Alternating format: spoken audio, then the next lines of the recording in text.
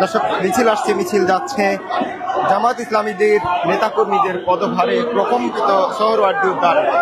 দর্শক, তারা যে তাদের যে দলীয় প্রতীক দাড়িপাল্লা, সেই দাড়িপাল্লা নিয়ে কিংবা স্লোগান দিয়ে আজ এই সমাবেশের স্থলে কিন্তু তারা ঢুকছে। দর্শক, আপনাদের জানিয়ে রাখি, দেশের আনাচে কানাচে থেকে নেতাকর্মীরা কিন্তু আজ ঢাকায় জড়ো হয়েছেন এবং তাদের যে 7 দফা দাবি, সেই 7 দফা দাবি নিয়ে তারা কিন্তু আজ সোহরাওয়ার্দী উদ্যানে সমাবেশ করছেন।